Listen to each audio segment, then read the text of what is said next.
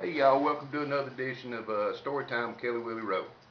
Pretty sunny day out here down here in South Florida, and I couldn't go out here and do me a little fishing, but thought I'd tell y'all a story about what happened to me one time when I was fishing.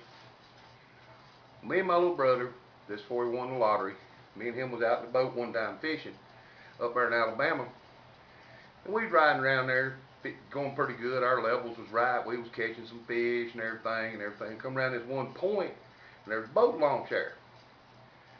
Well, there's some picnic tables and people picnicking and everything, and we sitting out there, floating out there in front of the boat launch, tied some lines and everything and all that. Well, this big old Lincoln Navigator vehicle with a ski nautique boat behind it pulled up. For those of y'all that don't know what a ski nautique boat is, that's a real high dollar fancy skiing boat. That boat will pull a damn double knot out of a bull's butt. It's so powerful. Well, these two fellers jump out there, and one of them's wearing like a skipper's hat, like skipper on Gilligan's Island, and the other had on one of them rubber wetsuits. And they went through this elaborate NASA kind of thing, real loud. The one wearing the hat, he was known as Sea Captain. The other in the wetsuit, he was known as Ski Daddy. And they went through this big, long, elaborate checklist. Sea Captain would say, "Check the wheel chocks," and Ski Daddy go, "Got it, Sea Captain." And it took about a few minutes to where they were talking loud and drawing a crowd, and everybody's watching. Well, it took them a few minutes. They got that boat in the water, and Sea Captain drove the Navigator back up the hill and parked it. And he run down there and he jumped in the boat, backed the boat up by the pier there at the boat launch, and he throwed the water ski out there to Ski Daddy. And old Ski Daddy, he's standing there and he put his gloves on and his sunglasses and all this. I mean, one cool cat. Well, he give him that one ski, and he ain't setting the back of the boat ain't 15 foot from him, sitting there running. And he got his ski on and everything. Well, then Sea Captain throwed him the ski rope. Well, he picked up the handle of the ski rope, and he's got a hold of it like this. Well, old Sea Captain walks back up there and sits down behind the steering wheel and the throttle of the boat and everything. And old Ski Daddy, he's standing there, he's holding up one ski like this out of the water, standing on the bottom, because hell, the water wasn't about shin deep. And he had to hold that ski rope like this, and everybody's sitting there watching. Well, then old Sea Captain says, he hollers back there, he says, "Are you ready, Ski Daddy?" Well, darn, Ski Daddy says, "Let it happen, Sea Captain." Well, Sea Captain nailed that boat. Whoa, took off.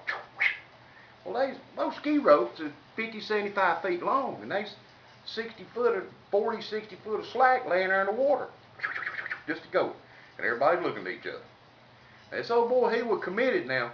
I mean, he was committed. He was going to ride it till the end. Well, when that rope went tight, folks, it launched his ass about 25 feet straight through the damn air. He landed on the water right there. Of course, ski never moved. It come up, sucked him right out of that ski, and it fell on the water.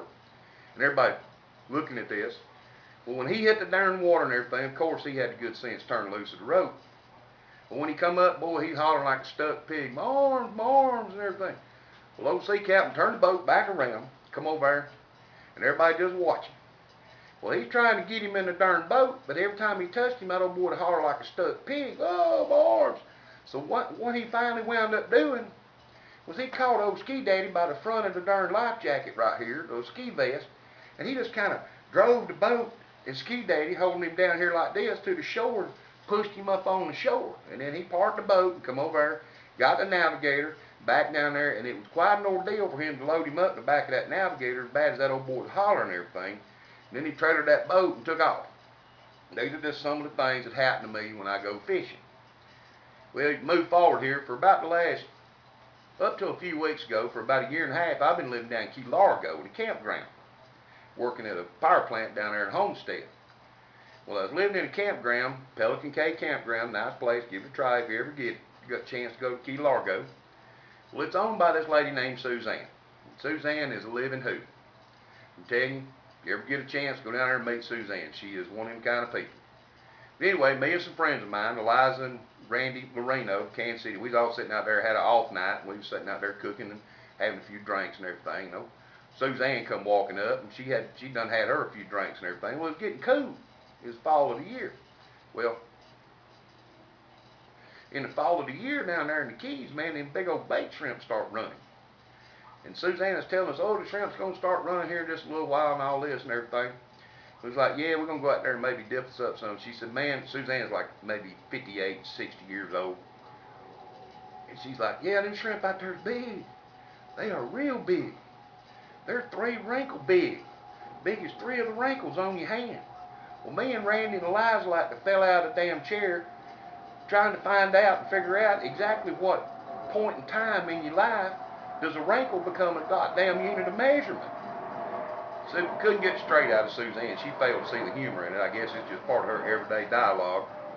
But I'm going to go out here and do me some fishing and everything, and hope y'all have a good day and all. And just remember, try to live long enough where you can piss on your nuts. Roll Tide.